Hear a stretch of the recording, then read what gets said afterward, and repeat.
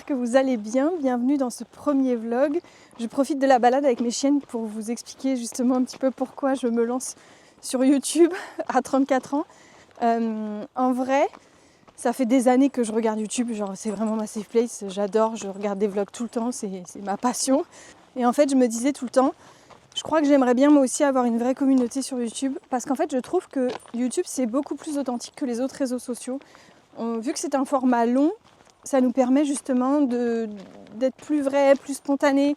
Les autres réseaux sociaux, ces dernières années, je trouve qu'ils ont perdu en authenticité parce que justement, c'est des formats courts. Donc du coup, on doit retenir l'attention rapidement, donc c'est beaucoup plus codifié, il faut que ce soit esthétique.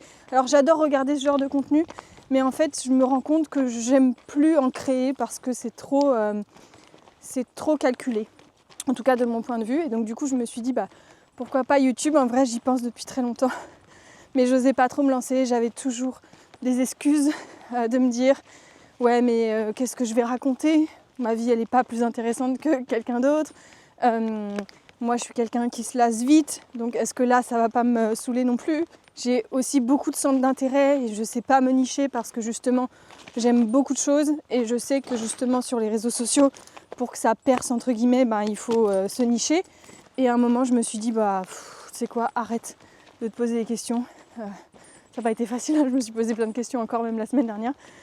Et je me suis dit, juste, filme, lance-toi, fais des vlogs, c'est ça que tu aimes, même si c'est pas calculé. Et en fait, je suis dans une phase de ma vie actuellement où j'ai besoin de sérénité, de joie, de légèreté, d'authenticité. Et je pense que YouTube est le bon réseau en fait pour ça, pour justement partager mon quotidien, mes expériences aussi, parce que voilà, à 34 ans, j'ai vécu quelques trucs quand même. On verra où ça me mène, on verra si je dure dans le temps, on verra si je me lasse ou pas, on verra ce que ça m'apporte. J'ai pas d'objectif particulier, juste partager en fait qui je suis, parce que j'adore regarder ce genre de contenu et je me dis pourquoi pas moi. Et si franchement mon mode de vie peut inspirer d'autres personnes, ce serait trop cool. Mon mode de vie il est assez simple en vrai, je suis quelqu'un qui aime prendre soin de sa santé physique et mentale, toujours dans l'équilibre. Donc vous verrez probablement des idées de repas sains, du sport, des réflexions un petit peu personnelles, mon quotidien à la campagne, comme vous voyez, là je promène toujours mes chiennes en pleine nature, donc voilà, donc c'est justement ce que je vais probablement partager sur cette chaîne. Donc là je suis en train de promener mes chiennes, après je vais aller au marché et faire quelques cours, je vous montrerai probablement. Et puis voilà, j'espère qu'en tout cas ça vous plaira. Je viens de rentrer et avant d'aller au marché, je voulais vous montrer un truc, comment justement je planifie un peu mes repas. Alors c'est pas hyper carré, je suis pas toujours à la lettre, mais ça m'évite justement de me demander le soir, oh là là, qu'est-ce qu'on mange ce soir, ou j'ai la flemme, parce que j'aime manger sainement, j'aime que ce soit pas trop dégueu, mais je déteste cuisiner. Alors j'ai la chance d'avoir acheté un Thermomix il y a 7-8 ans, un truc comme ça, dont je me sers quasiment tous les jours honnêtement. Et du coup, je planifie en fait à l'avance. Je vous montre comment je fonctionne. Donc vous voyez, le template s'appelle planification des repas. Vous l'avez directement gratuitement sur Notion. Et ça vous permet en fait vous établissez une sorte de liste de repas que vous avez. Alors moi, c'est des repas que j'ai mis, que j'ai l'habitude de faire en ce moment. C'est classé par jour et comme ça, vous pouvez choisir dans la liste. Donc par exemple, ce midi, c'est salade boulgour. Alors, je vais pas mettre du boulgour, je vais mettre du quinoa parce que j'en ai plus. Betterave, feta, endive, pois chiches grillés. Et du coup, ça permet de choisir. Donc, je me suis fait une liste des repas que je fais le plus souvent. Donc voilà, des lasagnes, une soupe, risotto. Donc, ça me permet de choisir des recettes que j'ai l'habitude de faire dans une liste qui est quand même assez longue, entre guillemets, parce que j'aime bien ne pas manger tout le temps la même chose. Et comme ça, au moins, je peux choisir. Donc là, par exemple, demain, je sais que je vais manger la même chose parce que je vais faire en plus grosse quantité pour en avoir le lendemain. Le vendredi, je vais faire telle recette. Et en fait, ça me permet de piocher et c'est beaucoup plus pratique pour moi. Et après, grâce à ça, ça me permet d'établir une liste. Là, je sais que par exemple, il faut que je rachète de la feta, qu'il faut que je rachète des endives. En fait, j'établis ma liste en fonction de ça. Et comme ça, quand je vais au marché ou que je vais au supermarché, je sais ce qui me manque. Et ça me permet déjà de pas gâcher et en plus d'être beaucoup plus libre mentalement parce que je sais ce que je mange et j'ai pas besoin de réfléchir 36 000 fois quoi. Et aussi ça reste quand même assez flexible. Moi je l'ai commencé le mercredi parce que je vais au marché le mercredi en fait. Mais après, je reste quand même assez flexible. S'il y a un endroit, si là, par exemple, j'en sais rien, dimanche, les pâtes à la crème de chou-fleur, j'ai pas envie de les manger, j'enlève sur le petit truc ici, puis je remplace par autre chose. Depuis que je fais ça, ça fait quelques semaines, Ça me libère pas mal. Alors oui, il y a une petite organisation en amont parce que forcément il faut décider qu'est-ce qu'on va manger tel jour, etc. Mais au moins, le reste de la semaine, je suis assez tranquille, on va dire, quoi.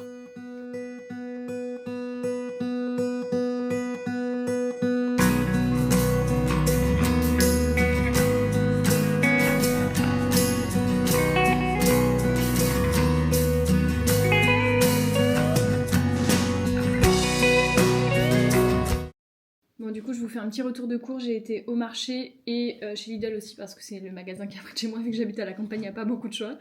Donc, j'ai repris juste 2 petits poireaux parce qu'il m'en restait encore, des bananes parce que je fais des bowl cakes tous les matins. J'ai repris des patates, un chou-fleur, des endives parce qu'on en mange tout le temps en salade, des poires, même si honnêtement j'en peux plus des poires. Il est temps que là les fruits de printemps arrivent, franchement j'en peux plus. Et j'ai repris des kiwis aussi. Et après, à Lidl, j'ai repris des œufs, parce que j'en avais pas au marché. J'ai pris des champignons, ceux-là sont sans pesticides, il n'y en a pas des bio à Lidl, mais il n'y en avait pas au marché non plus. J'ai repris des betteraves, pour mettre dans les salades, ça franchement c'est pratique, ça évite de cuire un légume, et là tant que c'est pas encore le printemps, et qu'on n'a pas les tomates et compagnie, des fois ça fait du bien d'avoir un peu de frais. J'ai pris des Pink Lady parce que franchement c'est mes pommes préférées. Donc elles sont pas bio mais bon c'est pas grave. J'ai repris du concassé de tomates, il m'en restait encore un petit peu mais souvent je le fais pour faire ma bolognaise par exemple, végétale ou des lasagnes. Donc du coup ça j'en ai toujours à la maison. J'ai pris des cacahuètes sans sel parce que je fais mon beurre de cacahuètes maison et donc du coup c'est toujours celle que je prends. Alors celles-ci elles ont un petit peu d'huile ajoutée donc c'est pas forcément les meilleures mais elles ont pas de sel. Mais du coup ça me permet vraiment de faire mon beurre de cacahuètes. Vous voyez les filles qui sont en train de jouer derrière. J'ai repris du riz parce qu'il me restait encore un petit peu mais voilà, toujours avoir du stock c'est bien. Et après niveau fromage, j'ai pris de la feta, un petit peu de gruyère râpée, de la ricotta pour une recette et de la concoyote parce que ça on en a toujours aussi à la maison, ça permet d'étaler sur du pain quand on a envie d'un repas de flemme, voilà. Voilà, donc je vais ranger ça tranquillement dans le frigo, je vais vous montrer justement ce que je vais préparer pour ce midi. C'est peut-être que vous l'avez vu dans le Notion juste avant, c'est une salade, alors là je vais pas mettre du boulgour, je pense que je vais mettre du quinoa parce que j'ai plus de boulgour et il n'y en avait pas au supermarché, mais voilà je vais mettre un peu.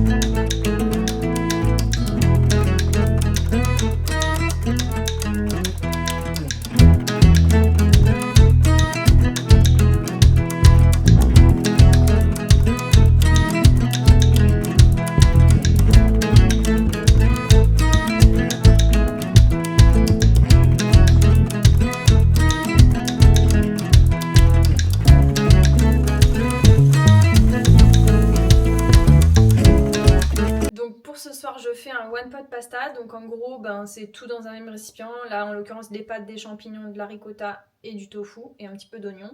L'avantage de ce genre de plat c'est que vous utilisez qu'un seul récipient et il n'y a qu'une seule cuisson pour tout, donc en général c'est quand même assez rapide et facile. Donc moi j'aime bien parce que justement j'ai pas besoin de trop me prendre la tête, je mets tout à l'intérieur et ça cuit tout seul. Mais c'est un peu le même principe dans une casserole ou quoi que ce soit que vous mettez sur le feu.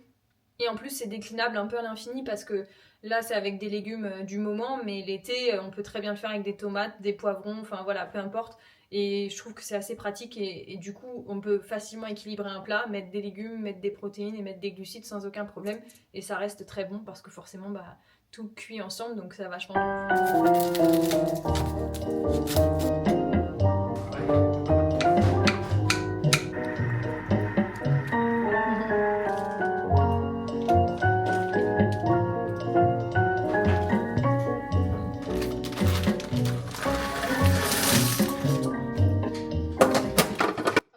Et en général, je rajoute beaucoup plus de légumes que ce qui est indiqué dans les recettes. Alors pas forcément qu'avec le Thermomix, mais je trouve que la majorité des recettes qu'on peut trouver sur Internet, il n'y a pas assez de légumes en fait majoritairement. C'est vrai qu'en général, moi j'aime bien faire un quart glucides, un quart protéines, la moitié en légumes. C'est très grossièrement, hein, c'est pas toujours exactement ça, mais j'aime bien quand même avoir une bonne portion de légumes pour avoir quand même pas mal de vitamines et tout ça. Et donc du coup en général j'adapte les recettes en fonction. Alors ça réussit pas toujours parce que comme je vous disais je suis pas une grande cuisinière ou quoi que ce soit, donc du coup c'est pas toujours hyper bon ou parce que du coup forcément le temps de cuisson et tout ça va être différent. Mais en général, voilà, j'adapte en fonction de mes besoins, en fonction, voilà, je connais ce que mon corps a besoin, etc. Donc en général, voilà, je fais un peu à ma sauce quand même.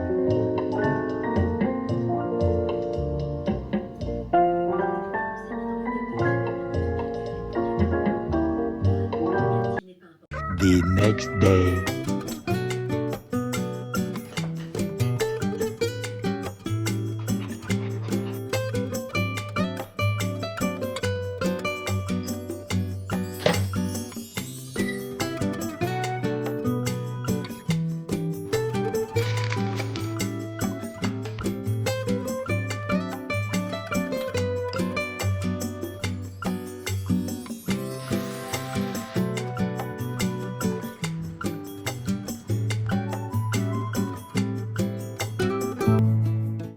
Hello, bon bah du coup comme vous l'avez peut-être remarqué, on est le lendemain matin. Là je sors d'une visio parce que je fais un bilan de compétences. En gros, pour vous mettre dans le contexte, je vous explique, je suis entrepreneur depuis presque toujours. À la base, je suis ostéopathe, j'ai pratiqué en cabinet, tout ça. Mais je suis quelqu'un qui se lasse vite et j'aime bien varier, apprendre plein de choses. Et du coup, en fait, j'ai fait plein d'activités en ligne depuis que je suis ostéo, parce que je suis diplômée depuis plus de 10 ans maintenant. Et en fait, depuis quelques temps, je me sens un peu perdue. Ça commence à devenir un peu plus clair avec ce fameux bilan. Mais j'avais besoin d'avoir justement un peu plus de sens parce que j'étais très dans le flou. Donc ça fait 1 mois et demi que j'ai commencé mon bilan de compétences. Et là, je sors justement de ma 5e séance. Ça s'éclaircit un petit peu, même si pour l'instant, il n'y a rien de vraiment concret, mais j'ai 9 séances en tout. Et du coup, on a parlé justement de YouTube, parce que du coup, on parle un petit peu justement de ce que j'aime, de ce que j'ai envie de faire et tout ça. Même si c'est pas forcément pour en faire un métier, comme je vous en ai parlé. Mais du coup, voilà, c'est intéressant d'échanger autour de ça, de voir ce que j'aime, de voir qu'il y a des choses qui se dessinent un peu petit à petit. Même si pour l'instant il n'y a rien de vraiment concret, mais c'est intéressant d'échanger. Et c'est un travail que j'avais déjà fait personnellement, mais le fait de le faire avec quelqu'un d'autre, ça permet déjà d'être plus sérieux entre guillemets, parce que là il y a une sorte de compte à rendre quoi, donc forcément il vaut mieux aller quand même chercher les réponses de questions qu'on nous pose, donc c'est intéressant quand même si pour l'instant j'ai pas un truc qui se dessine, et de toute façon je pense que je ne ferai pas un métier conventionnel ou quoi, parce que justement j'aime trop varier. Mais bon, c'est pas forcément le sujet de cette vidéo, mais c'est intéressant du coup de voir que ça se dessine progressivement, et c'est aussi en partie grâce à ce bilan de compétences que j'ose enfin justement me lancer sur YouTube, même si encore une fois ce sera pas forcément un métier. Voilà ce qu'il en est. Donc là à la base je m'étais habillée pour aller courir avec les filles juste après, mais quand je les ai sorties ce matin, je me suis rendu compte qu'il faisait chaud, ça y est, le printemps est là. Enfin, parce que nous dans le sud, là, on n'est pas habitué à avoir autant de pluie, on a eu un hiver vraiment... Bref, donc je vais me changer, je vais mettre un t-shirt et on va aller courir. Et je vous emmène avec nous.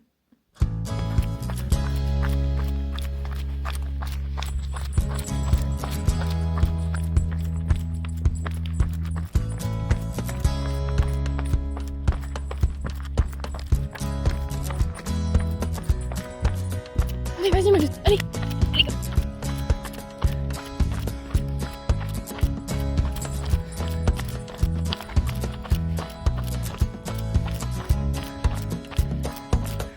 Je vous retrouve pour manger ce midi une grosse assiette de la salade que j'ai préparée hier, que vous avez vu, donc betterave, endive, quinoa, tofu, pois chiches, feta et olives.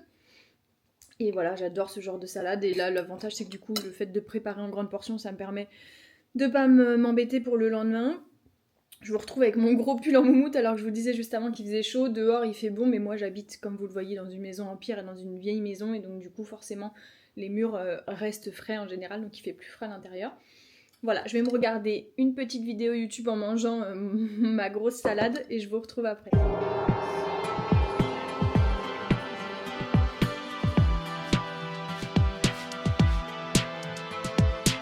vais clôturer ce vlog ici. J'espère que ça vous aura plu. Peut-être que ça vous aura inspiré un petit peu. Peut-être qu'il y aura des recettes qui vous auront inspiré. Ou voilà, peut-être que vous aussi vous avez envie de vous lancer sur YouTube et ça sera peut-être votre signe.